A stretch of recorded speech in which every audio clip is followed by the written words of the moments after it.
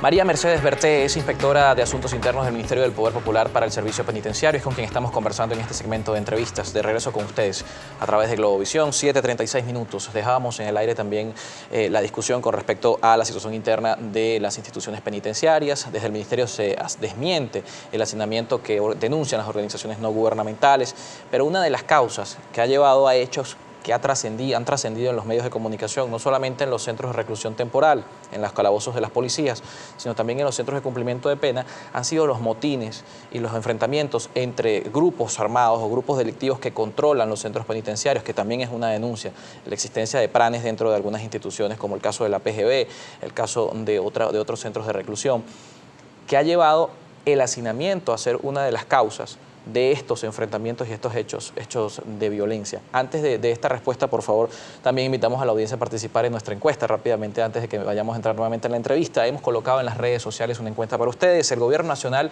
se retiró del proceso de diálogo en Barbados luego del embargo económico introducido por Estados Unidos. ¿A cuál de los dos sectores considera usted que beneficia esta decisión? Es la pregunta que hoy estamos haciendo a través de las redes sociales a nuestra audiencia. Recuerden que pueden participar directamente en nuestro perfil. En @primerapágina está anclado este mensaje en el perfil de nuestra cuenta, @primerapágina, y también su respuesta, como siempre, acompañada con nuestra etiqueta Primera Página. Seguimos con nuestra entrevista.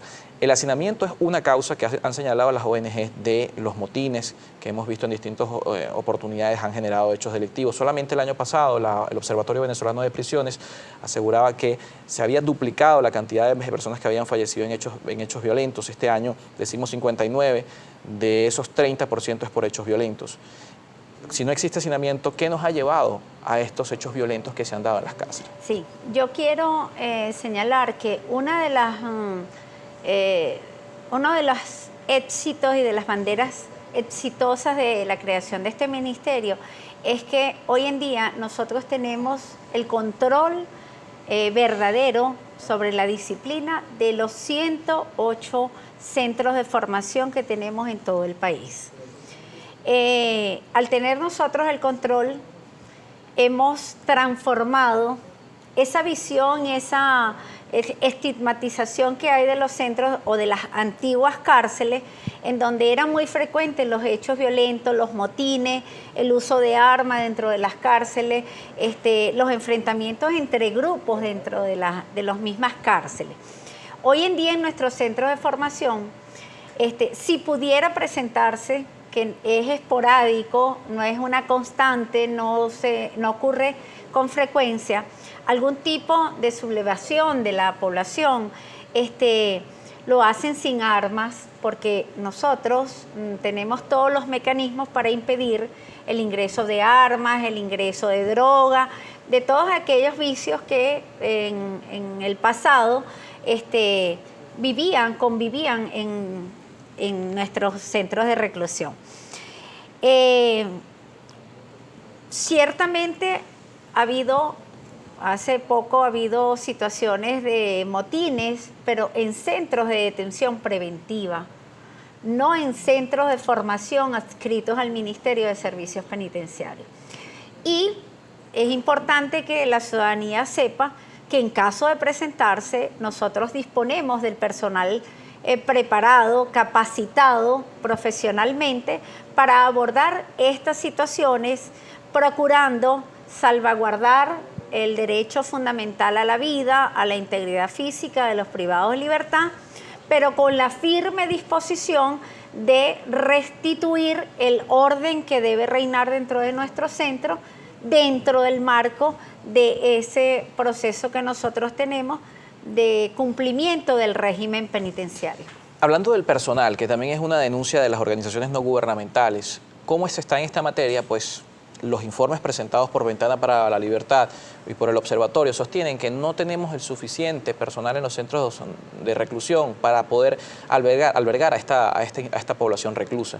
Eso por una parte. Y segundo, ¿cómo es la distribución de la competencia de seguridad, entendiendo que el Ministerio del Servicio Penitenciario es una cosa, la Fuerza Armada Nacional Bolivariana es otra cosa, y ambos tienen responsabilidad allí? Y sobre ese tema hay denuncias que tienen que ver por parte de organizaciones y por parte de familiares a través de estas organizaciones con el hecho de que funcionarios de los cuerpos de seguridad entregan armas a los reclusos. Es una denuncia que han hecho algunos familiares y algunas organizaciones. Sí.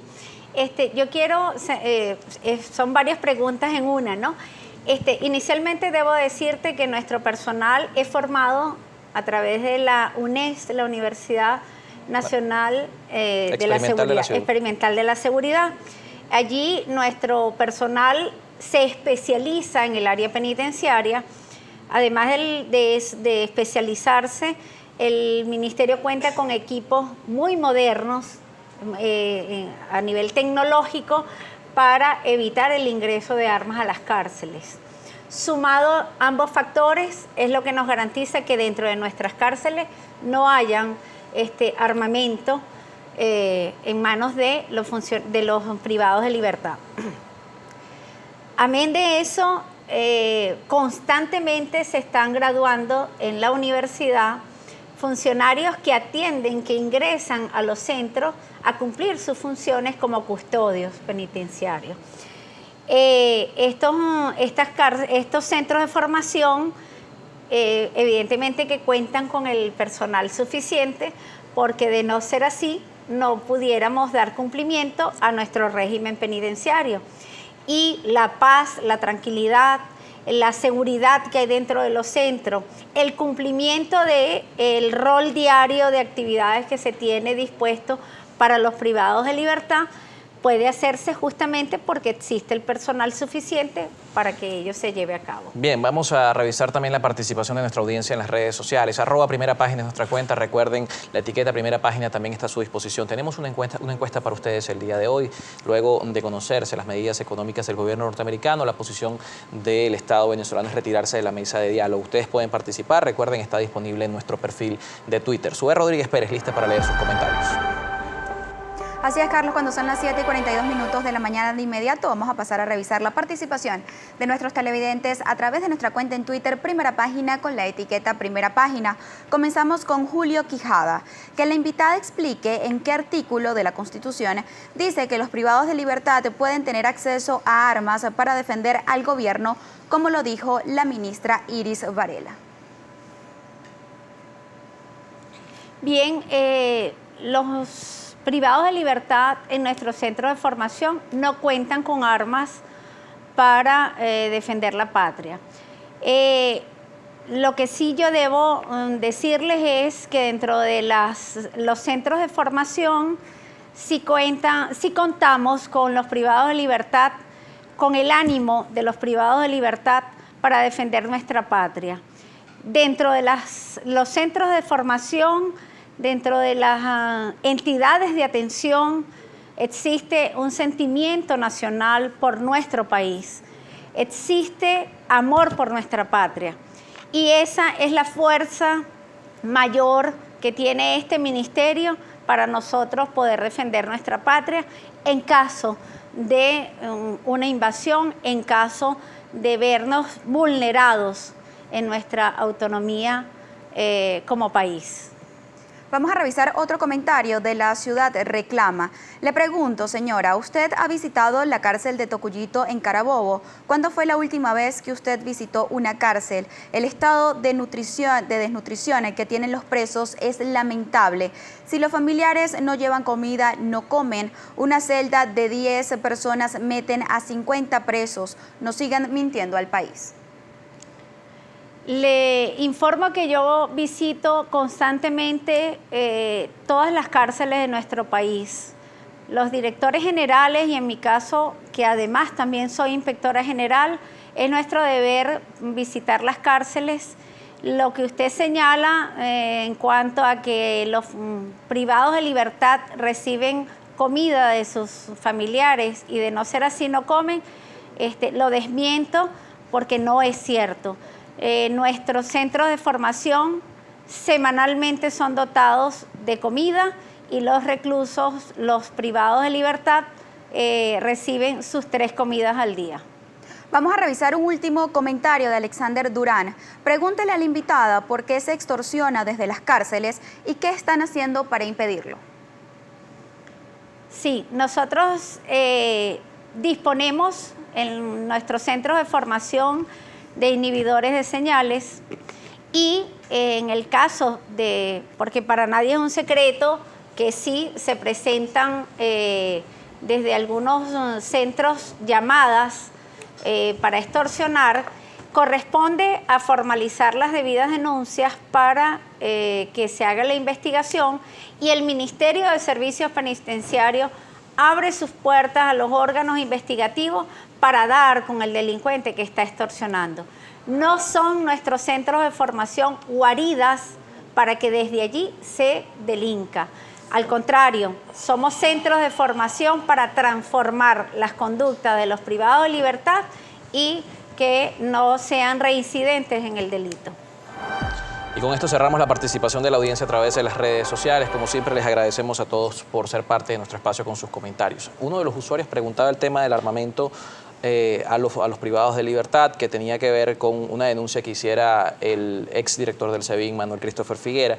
Dentro de las respuestas que ha dado la ministra del Poder Popular para los Asuntos Penitenciarios, Iris Varela, ha dicho que si bien esto es falso, una de las cosas que decía es que si Estados Unidos trataba de enviarnos 5.000 Marines, nosotros teníamos 45.000 reclusos a disposición, y entramos en un tema que tiene que ver con la utilización política de los reclusos. ¿Esto es una realidad o es algo que o cómo podemos interpretar este tipo de declaraciones? Fíjate, yo creo que debe interpretarse desde el punto de vista del sentimiento de cada quien.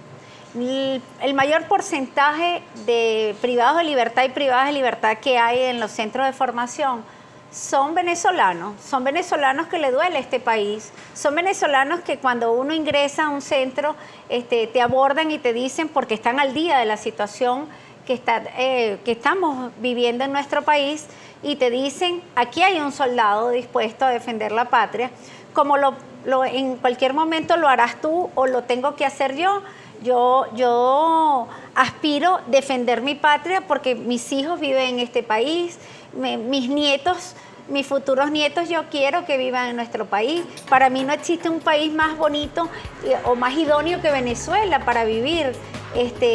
Por algo es tan apetecido nuestro país. Entonces, es importante que no se desvirtúe esa posición que fijó nuestra ministra, es que cada uno de los privados de libertad, cuyo único derecho que está conculcado por el Estado es su libertad, tiene el derecho a expresar que él quiere defender nuestro país. Bien, nos toca despedir. Muchísimas gracias. Antes de irnos, viendo sus cifras, que son totalmente distintas a las que vienen presentando las organizaciones no gubernamentales, por favor, la pantalla disponible también para que los invite, si realmente esta realidad es totalmente distinta a la que vienen presentando las organizaciones desde hace algunos años. Sí.